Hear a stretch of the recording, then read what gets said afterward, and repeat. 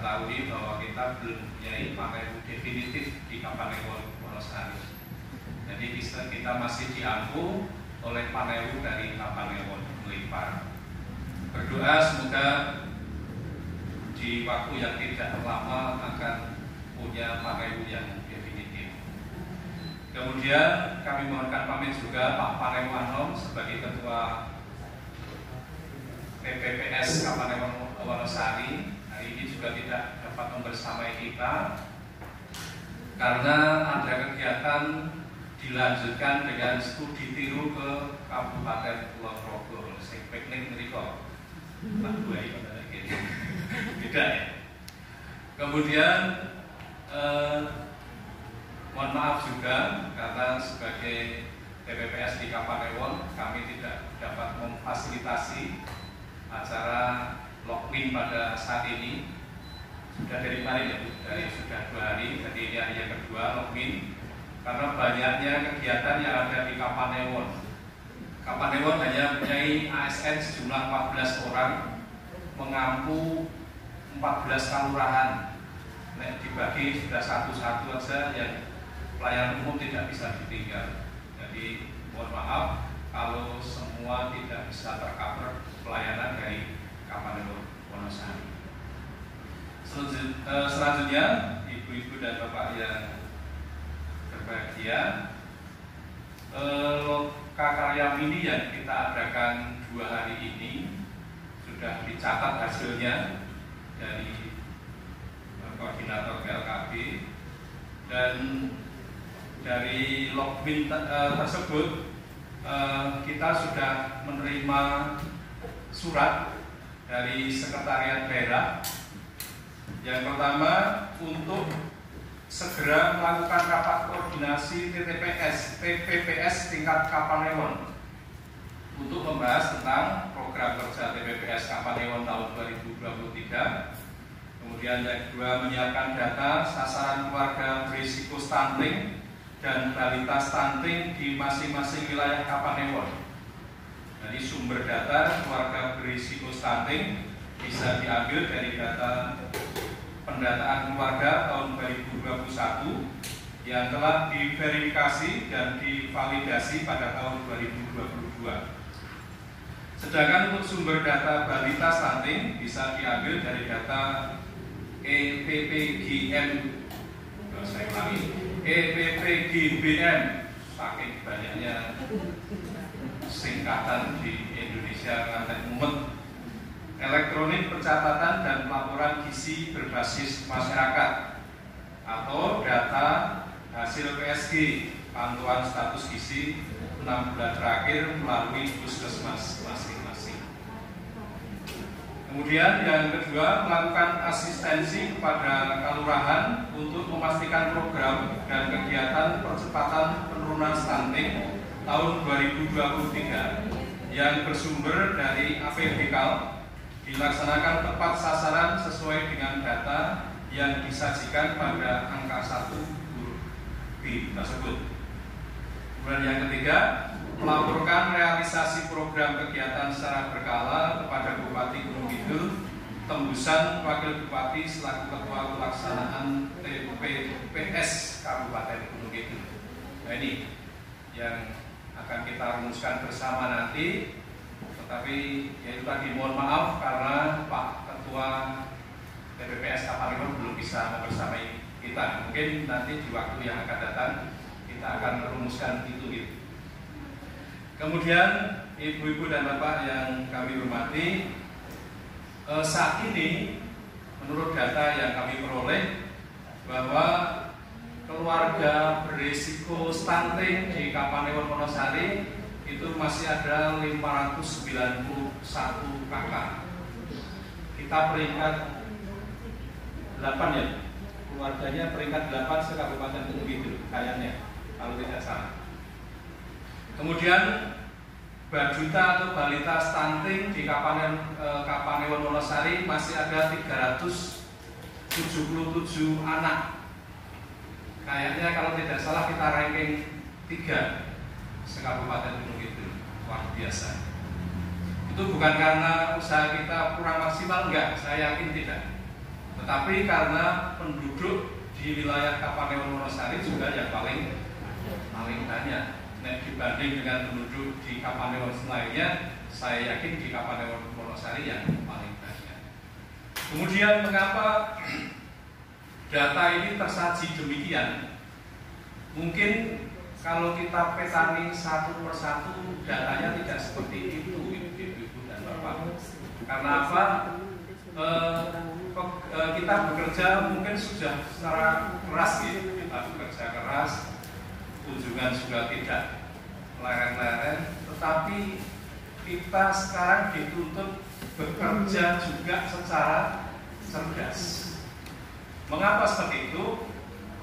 Karena sekarang itu opo-opo wes modele aplikasi itu loh.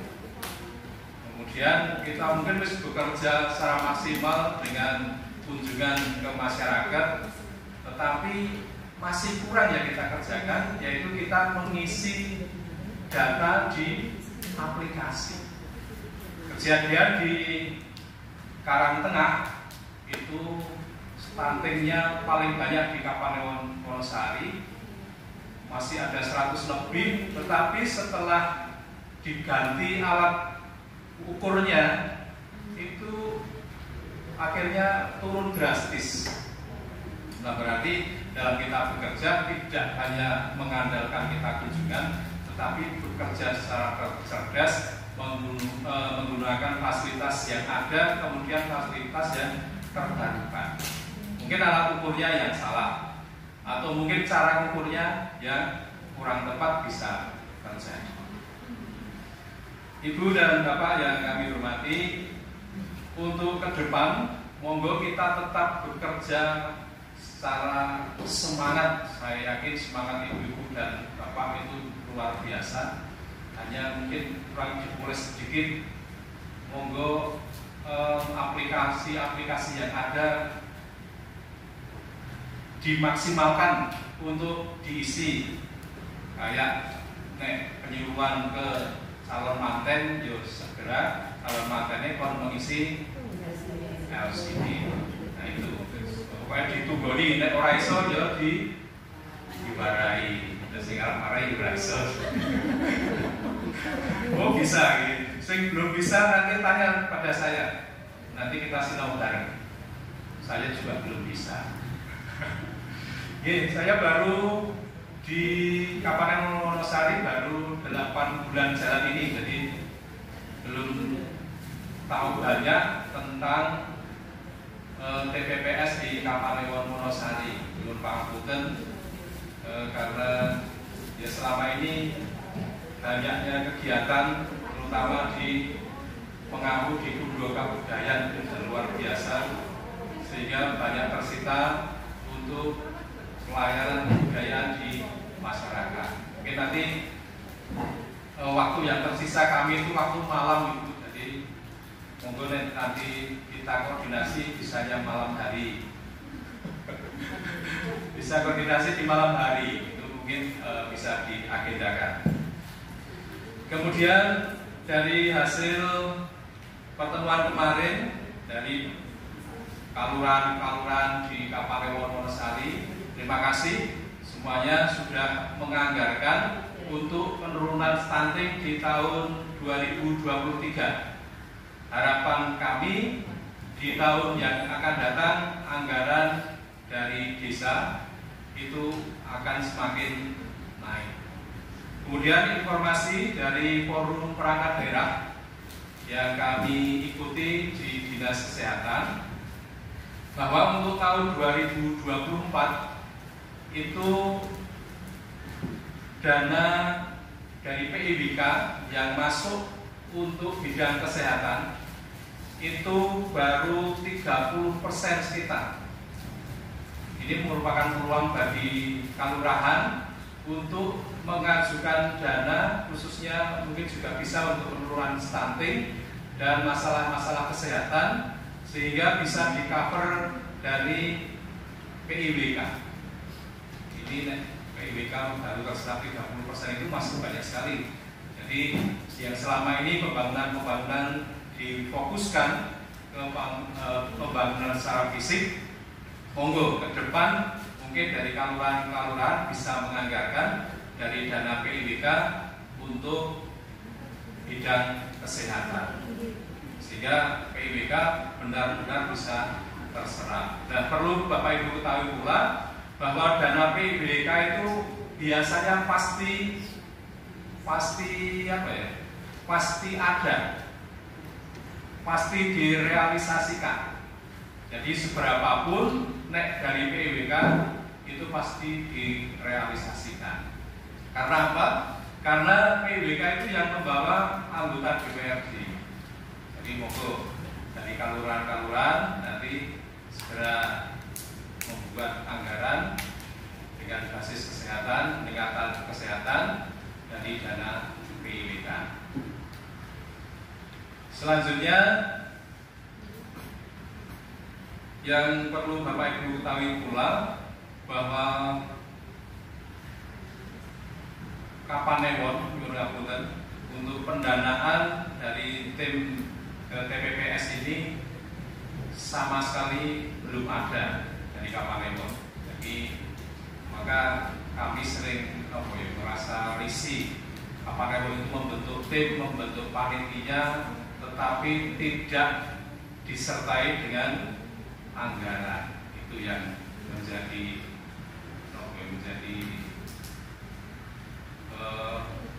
keprihatinan kita. Mengapa bisa seperti itu? Ya memang sekarang alurnya seperti itu, Bapak. Jadi kita tidak bisa memaksimalkan untuk menggenjot TPPS. Nah, selama ini kita dupleng di PLKB untuk semua anggarannya. Saya kira itu. Kemudian data stunting dan keluarga berisiko stunting kami bacakan per kelurahan. Di masing-masing kelurahan wonten nggih PPS-nya nggih. PPK nggih. Prosentasenya yang paling banyak di Gari, di Karangtengah 19,32%. Gari, Gari, Karangtengah 12%.